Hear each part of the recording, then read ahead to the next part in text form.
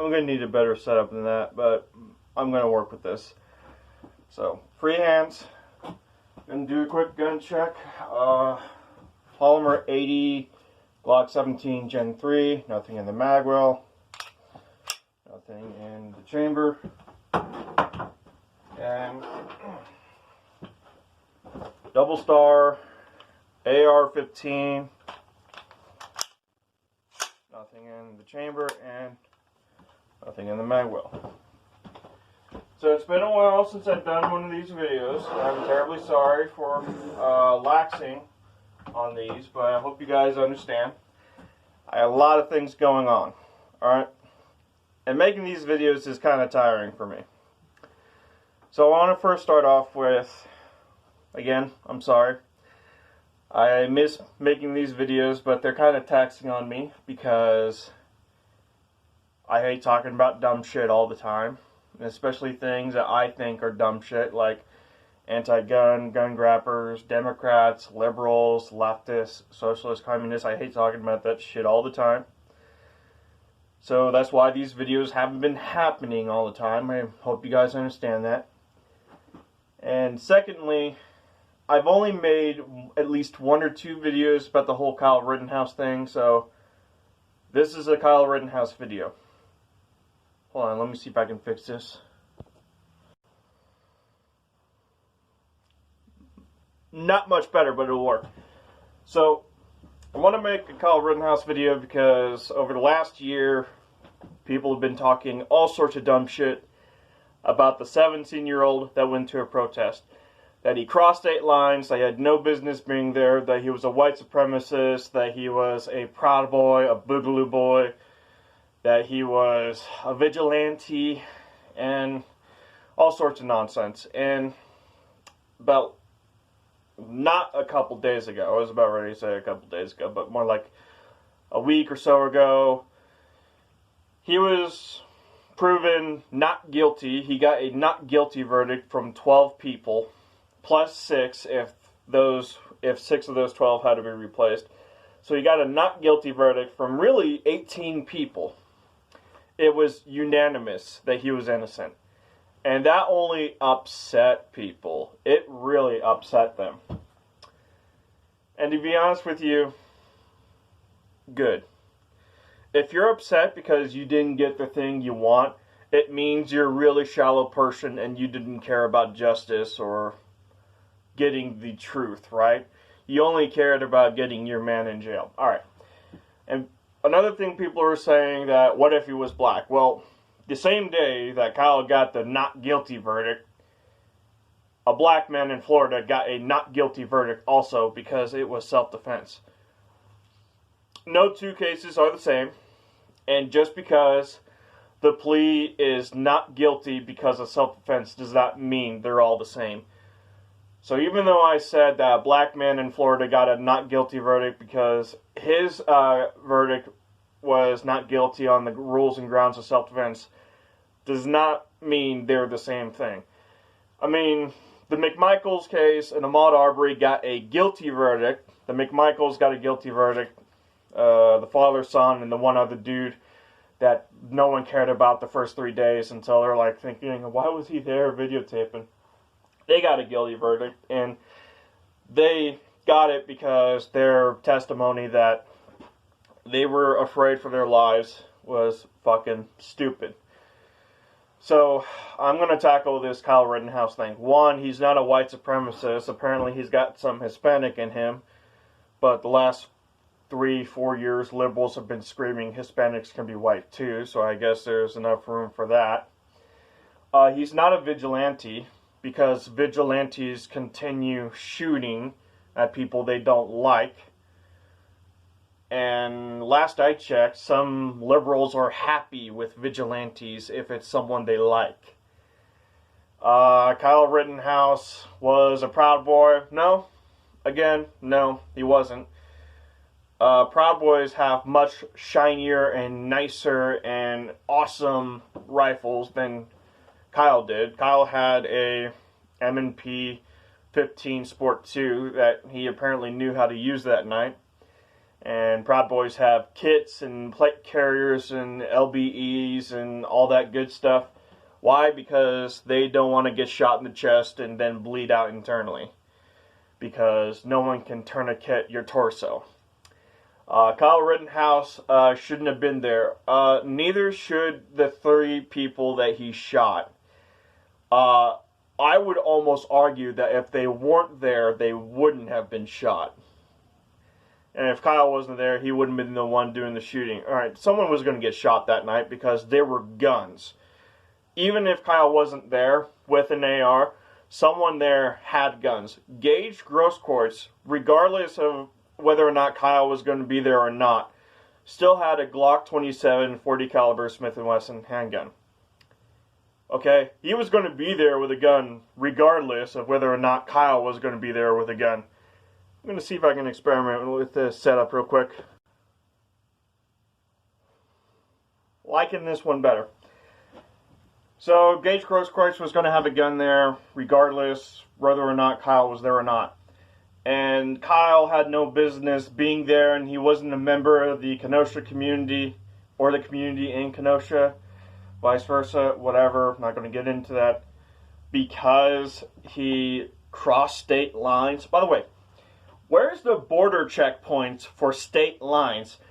I've been all over the country my entire life. I've been to California, Ohio, Florida, Texas, and you know what? I don't see border checkpoints between those states. So that almost seems like the whole crossing state lines thing is bullshit. And they're just desperate to reach for arguments because they have nothing else. Okay. So let's see. He wasn't a white supremacist because on Tucker Carlson he said he supports peacefully demonstrating and he supports the Black Lives Matter movement. Okay, so he's not a white supremacist. He's not a racist. He's part Hispanic. And that whole thing about him not being a member of the community in Kenosha, his dad lives there. So it almost seems like he has 2 homes. One in his state that he lives in with his mother, Antioch, Indiana, or whatever, or Illinois. I don't know. I don't know the topography very well. You'll have to forgive me on that one. And his dad lives in Kenosha. So it seems like he has 2 homes to live in should he decide. And on top of that, Gage Grosskreutz apparently crossed more distance of land than Rittenhouse did. Apparently, Gage Grosskreutz drove like an hour or 2 to get to Kenosha, and Kyle walked 15 minutes, I guess. Fucking idiots. Alright. The rifle. Okay, so most ARs are the same. His didn't have sights, but his was very similar to this because this is a basic high-end AR. And I say high-end because I spent a lot of money on it, and I only had a few problems with it, and that was ammo related. Other than that, this has been running like a top. So I want to talk about the weapons he used. First off, the whole thing about him being underage. There are 17 and now 18-year-olds in the military carrying select fire versions of that rifle in the name of this country. Age is irrelevant. Okay? Now I'm going to use my instance, right, where I live. In Arizona, you could be 16 and 17 and still buy a rifle like this. You can still legally possess this rifle. You just have to purchase it from someone, not through a background check. Like, say if a family member had this and I wanted it and I had to pay for it, it's mine. Now, this is also what's funny because it's the same case with firearms like these. This is a Polymer 80, Glock 17, Gen 3. Safety check, nothing in there. I could have bought this anytime I want. Why? Because it's a polymer 80 and it didn't come to me as a firearm. This came to me as a 80% receiver. I bought everything that came with it. I had some help from friends who obviously wanted to help, and you know, I have awesome, great friends. I could have bought this anytime I want. There was a YouTube video I found of this dude who was 17, 18 at the time, and he bought a bunch of polymer 80s and completed them into functioning firearms before the age of 21. Now, even if I didn't do what that guy did by circumventing the whole age limitation of purchasing a handgun, in Arizona, I could be 19 and 20 and still purchase a handgun in the same fashion that I could purchase a rifle, say through a family member or someone who wanted to get rid of it. So age is irrelevant. Him being a 17-year-old carrying a rifle is irrelevant. Age has nothing to do with this. This is a self-defense case. Ahmaud Arbery was a homicide case, and that dude in Florida that no one seems to know about because no one dare care about this story like that because he got a not guilty verdict, was self-defense. Ahmaud Arbery and his killers were found guilty because they pursued and attempted to perform a citizen's arrest, which, by the way, is so fucking stupid. Don't do it. Or otherwise you might end up like the McMichaels and you have to shoot that guy 3-4 times with 12-gauge shotguns. That's overkill, man. Don't get me wrong. Overkill is completely acceptable under certain circumstances, but if you're just going to pursue someone and shoot them with a 12-gauge 4-5 times-ish, that might be overkill. Might be. And they tried pleading self-defense, didn't work, and now their lives are completely ruined because they pursued a black man in Georgia and they were white. Now, I don't want to make this about race, but anytime there's a shooting like this, someone somewhere with less brain cells than I do, and that's a running joke on this channel because people keep saying I'm Down syndrome or special needs because I talk like... You get it, right? If you guys seen those comments, you know who you are.